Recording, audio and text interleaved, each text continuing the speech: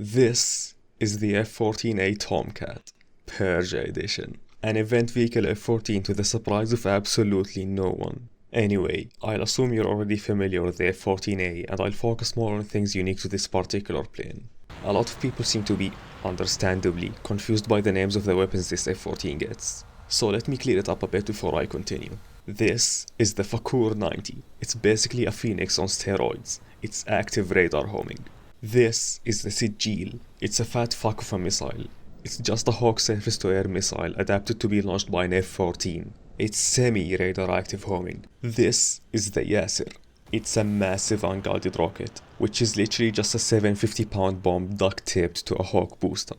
To quickly get through the boring things first, your close-range missile is the M9P, not a great missile for this BR, a little shorter range than the M9H that the Tech 3 F-14 gets, but it's workable and will get you kills from time to time. You get 2 of them stock, with 2 more being unlocked at rank 1. Then there's the M54A Phoenix, extremely long range and extremely slow acceleration. There's nothing unique about them in the case of this F-14.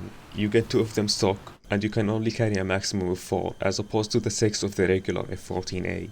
There's the M7E2, which is significantly less capable than the M7F that the regular Tomcat gets, but they're still manageable. And now for the shiny unique things. First of all, you have the R27R. Yes, the watered down version of the R27ER, or the predecessor of it depending on how you look at it. It's nowhere near as scary, but it's still a decent missile with respectable range. It's a bit slow off the rails, but will gain some speed shortly after.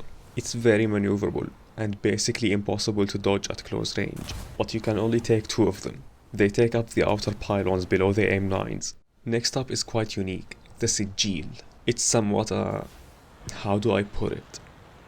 Useless. It's stupidly fast, and pulls a maximum of 15 Gs. But it's horribly slow to react to targets, and you can very easily make the Sijil completely miss by just changing your direction. I've constantly tried to make this thing work for the video, but I've only managed to rack up a total of like 3 kills with it. As it stands at the time of making this video, this is the only semi-active radar homing missile in the game which actively lofts. Doesn't really matter, just kinda interesting. Overall, the Sijil is incredibly niche, situational at best, and useless at worst. The more you use it, the more you'll wish you had just taken R27s instead. But credit where it's due, it's really satisfying to get kills with. And now, this is where things get funky. This is the Fakur 90, and it's absolutely insane. These motherfuckers absolutely rip through the air. These things have acceleration comparable to things like the M120 or R27ER, even though the motor burns for 4 seconds less than the Phoenix. Because of how ripping fast they are, they will always outpace the Phoenix to the target. They are considerably heavier than the Phoenix at 600 kilograms, and they pull quite a bit less, but the speed more than makes up for it. People tend to not realize quickly enough that there is a Mach Jesus missile coming right at them and are promptly sent to the next match. And of course, we can't forget about the best weapon this plane gets. The Yasser is literally a bomb strapped to a missile. First time trying it out in test drive against ground targets, I noticed it kept exploding right above the ground. That can only mean one thing. This motherfucker has a proximity fuse in it, and yes, it works against planes. Just don't get too close. Hold up, literally just as I am making this video, this data mine just dropped.